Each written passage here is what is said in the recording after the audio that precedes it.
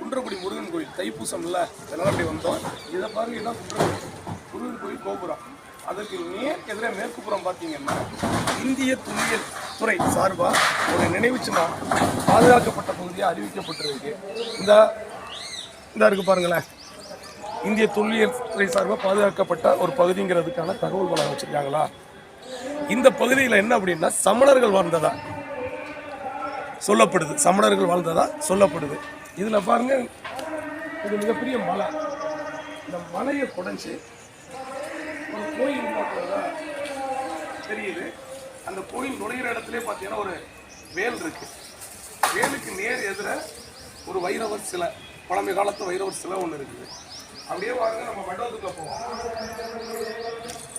இந்த மண்டபத்துக்குள்ள வந்துட்டோம் அப்படின்னா இந்த மண்டபம் வந்து முற்றிலும் சதவடைஞ்சு போயிருக்கு. பாருங்க, சதவடைஞ்சு போயிருக்கு. அப்படியே உள்பக்கமா வரும்போது அந்த மலைக்கு கீழே குடைஞ்சு ஒரு 5 தெய்வங்கள் இருக்கு. இதுல பாருங்க, ஒரு அம்மன், இன்னொரு அம்மன், விநாயகர், ஆஞ்சநேயர், நாகம்மை அப்படின்னு சொல்லிட்டு ஒரு 5 தெய்வங்கள் இந்த மலையை குடைஞ்சே வச்சிருக்காங்கன்றத நம்ம பார்க்கிறோம். அதை தாண்டி அடுத்த இடத்துக்குள்ள கொஞ்சம் தள்ளி போகும்போது, சற்று தள்ளி போறோம், அவ்வளவுதான். சற்று தள்ளி போகும்போது ஒரு முனிவர் மாதிரி ஒரு அமர்ந்த நிலையில ஒரு சமணர் இருந்ததா ஒரு வரலாற்றை சொல்லியிருக்காங்க. இந்த சமணர் வாழ்ந்த பகுதியினாலதான் என்னமோ இது இந்திய தேசிய தொல்லியல் துறை சார்பாக பாதுகாக்கப்பட்ட பகுதியை அறிவிச்சிருப்பாங்களோ அப்படிங்கிறத நம்ம கணிக்க முடியுது.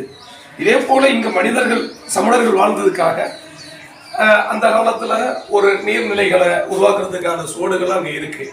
அப்படியே இதை பார்த்துக்கிட்டே போனோம்னா இந்த மண்டபம் பாருங்களேன், மலையை குடைஞ்சு ஒரு மண்டபம் உருவாக்கியிருக்காங்க. இந்த மண்டபம் முற்றிலுமே சதனம் அடைஞ்சு போயிருக்கு. இதை காட்டில இன்னொன்று என்ன அப்படின்னா, இங்க வரக்கூடியவங்களும் தன் பங்குக்கு இதுல கோடுகளை கிழிச்சு சதனம் பிடிச்சிட்டு வர்றாங்க. இன்னொரு காரணம் சொல்றாங்க இந்த பகுதிக்கு, இங்க வரக்கூடிய பங்குனி உத்தரம், முருகன் கோயில் பங்குனி உத்தரத்தினால எடுக்கக்கூடிய சர்ப்ப கிரகங்கள் காவடிகளை எடுத்துட்டு வந்து அந்த சர்ப்பத்தை கொண்டுட்டு வந்து இந்த பகுதியில தான் விடுறதா தகவலும் சொல்றாங்க.